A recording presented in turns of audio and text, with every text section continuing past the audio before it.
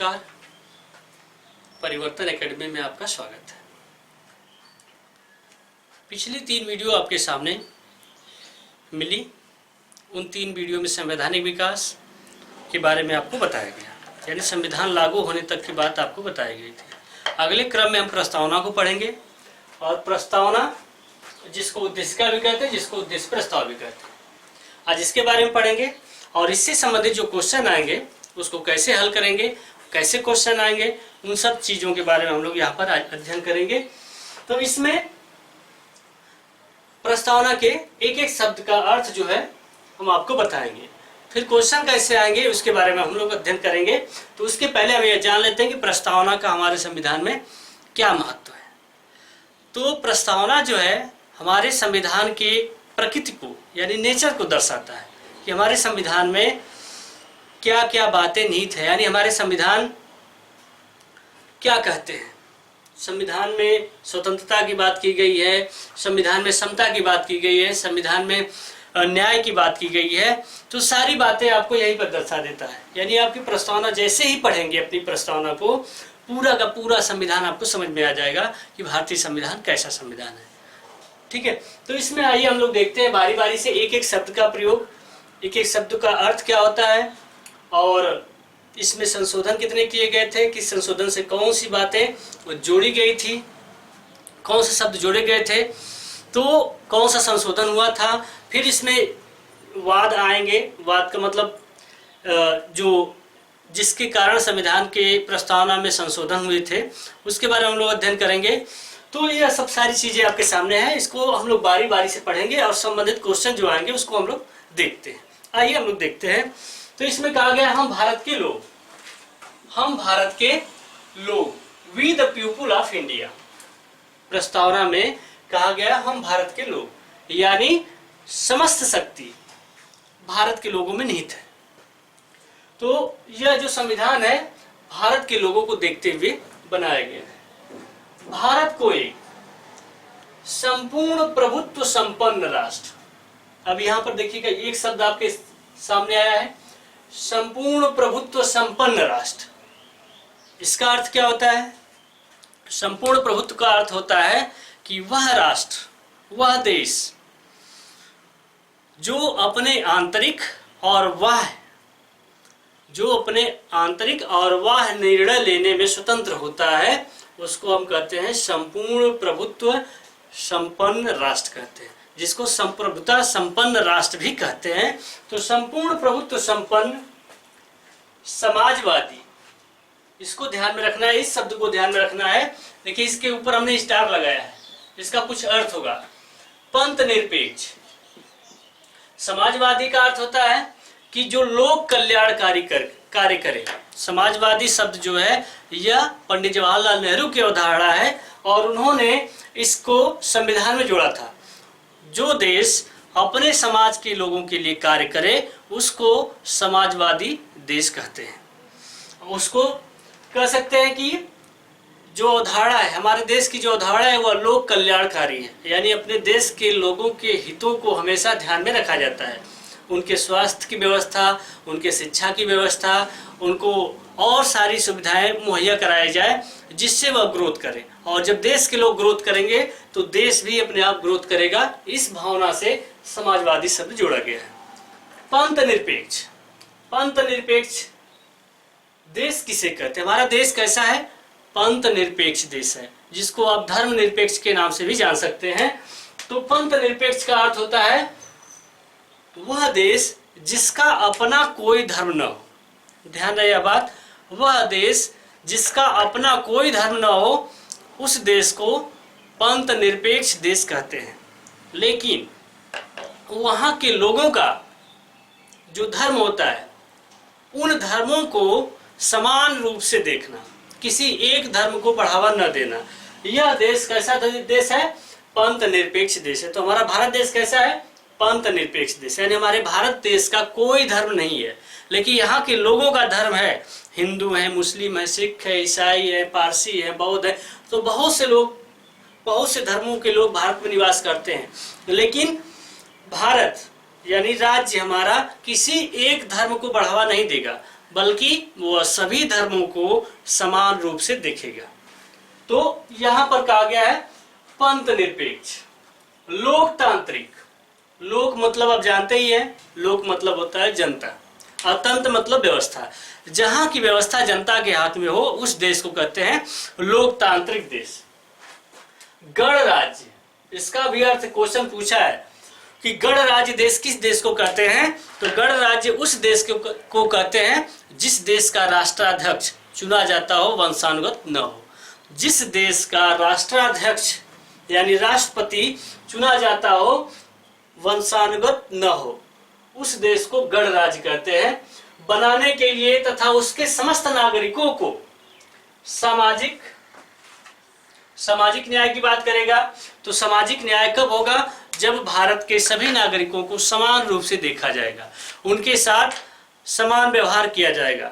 जैसे पहले क्या था, छुआछूत की भावना थी, लेकिन आप देखेंगे अनुच्छेद 15 इन सब बातों को रोकता है, अनुच्छेद 17 भी है वह भी रोकता है।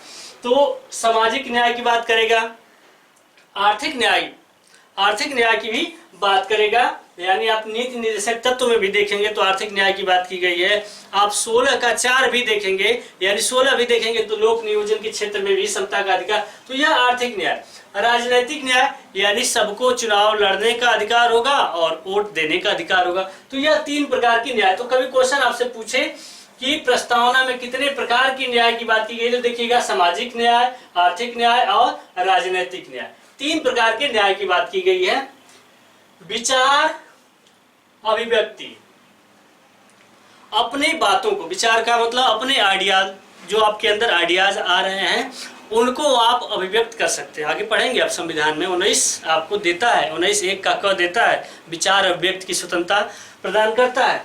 तो विचार अभिव्यक्ति, विश्वास, धर्म और उपासना की स्वतंत्रता, यानी आप किसी में भी विश्वास रख सकते हैं, धर्म का कि कोई भी धर्म का पालन या किसी धर्म को आप स्वीकार कर सकते हैं।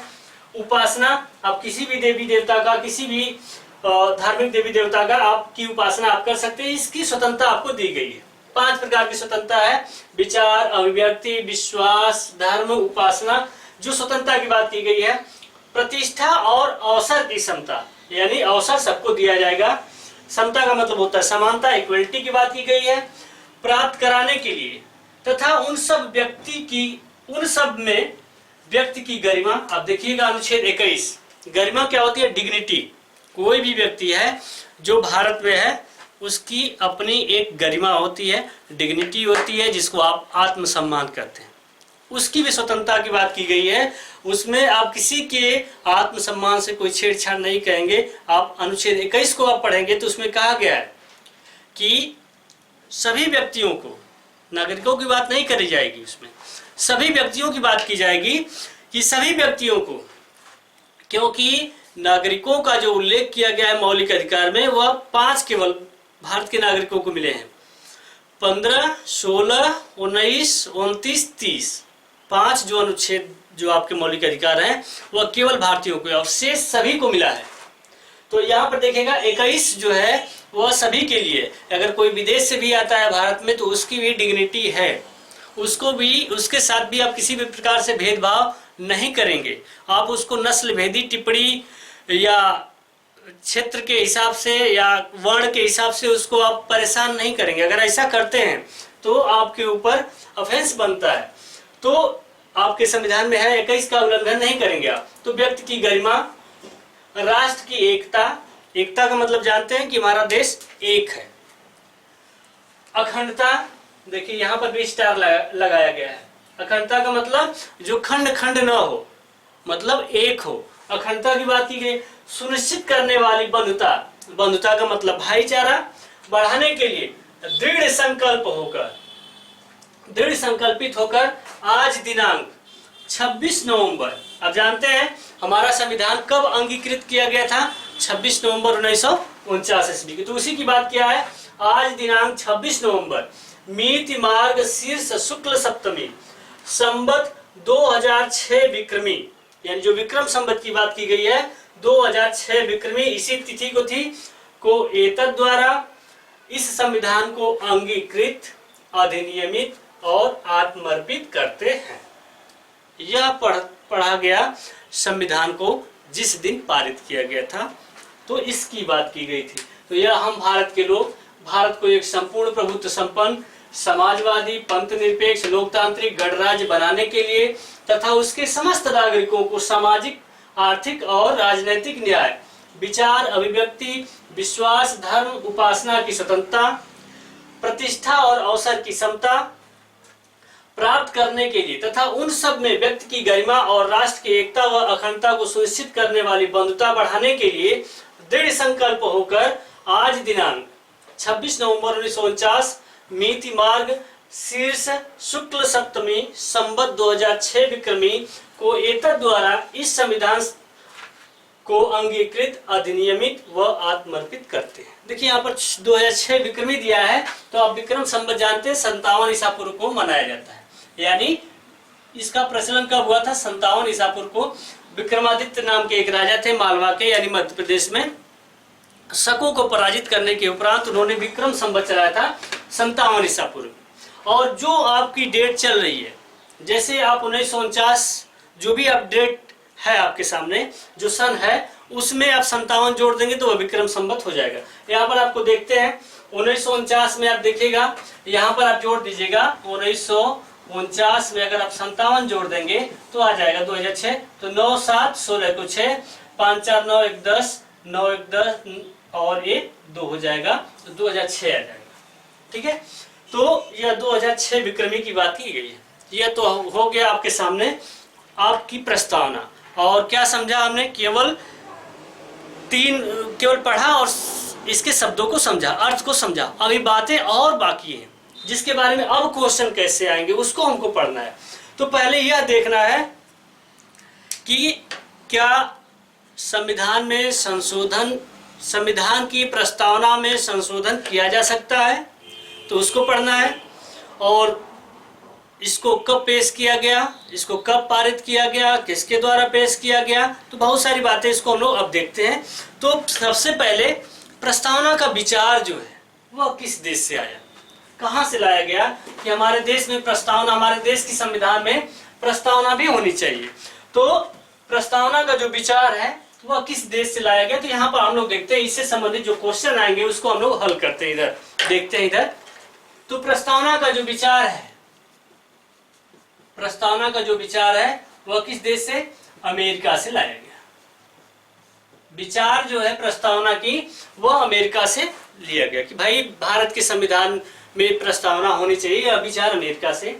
और जो इसकी भाषा है, जो भाषा है वह भाषा ऑस्ट्रेलिया से ली गई थी। कभी आपसे क्वेश्चन पूछे कि प्रस्तावना का विचार किस देश से? अमेरिका से। प्रस्तावना की भाषा किस देश से? ऑस्ट्रेलिया से। अब ये है कि ये सब बातें तो हो गई कि भाई विचार हो गई, भाषा हो गई। अब प्रस्तावना को पेश किसने किया? तो प्रस्तावना को पेश किया गया 13 दिसंबर 1946 ईस्वी को। 13 दिसंबर 1946 ईस्वी को प्रस्तावना को संविधान सभा के समक्ष पेश किया। और किसने पेश किया?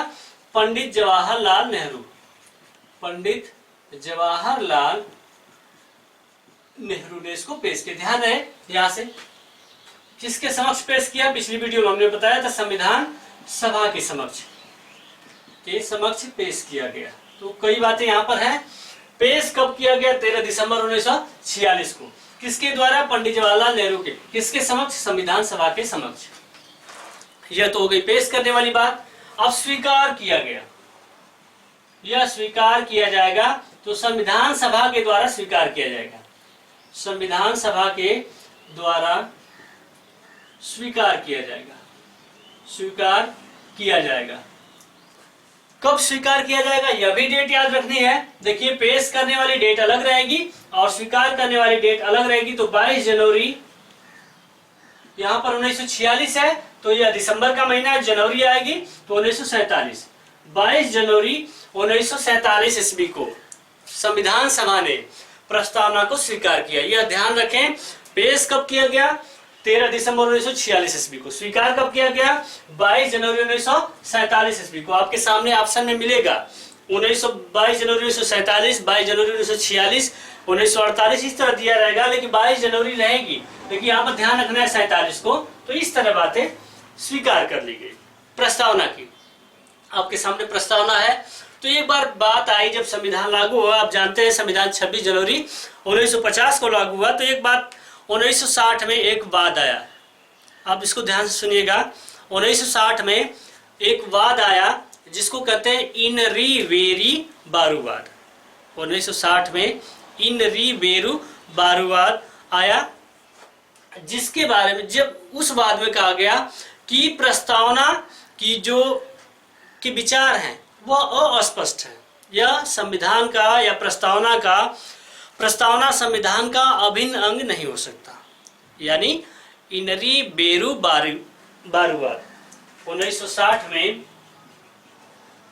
इन री बेरू बारीवाद, यह जब वाद आया तो इसमें कहा गया कि प्रस्तावना के जो विचार हैं वो अस्पष्ट है, इसको संविधान का अभिन्न अंग नहीं बनाया जा सकता इस वाद में। लेकिन 1973 में एक वाद आया, यानी 13 साल के बाद एक वाद आया केशवानंद भारती बनाम केरल राज्य, यह एक वाद है। ध्यान रखिएगा यहाँ पर कि केशवानंद भारती बनाम केरल राज्य में एक बात स्पष्ट हुई, और यहाँ पर कहा गया कि प्रस्तावना संविधान का अभिन्न अंग होगा। प्रस्तावना संविधान का अभिन्न अंग होगा और इसके मूल ढांचे को छोड़कर इसमें संशोधन किया जाएगा। तो क्वेश्चन पूछता है कि किस वाद में कहा गया कि संविधान का अभिन्न अंग प्रस्तावना होगा, तो वह होगा केशवानंद भारती बनाम केरल राज्य। किस बात में कहा गया कि प्रस्तावना संविधान का अभिन्न अंग नहीं हो सकता, तो यहाँ पर 1960 वाला इनरी बेरू बारीवाला। तो यह ध्यान में रखना है, जब केशवानंद भारती बनाम केरल राज्य वाला वाद आया तो इसमें कहा गया कि प्रस्तावना संविधान का अभिन्न अंग होगा, इसके मूल ढांचे को छोड़कर इसमें संशोधन किया जा सकता है। मूल ढांचा का मतलब जो पहले से है उसको नहीं हटाया जाएगा, लेकिन नई बातें जोड़ दी जाएंगी। तो हमने कहा था नई बातें, 3 शब्द जोड़े गए थे इसमें।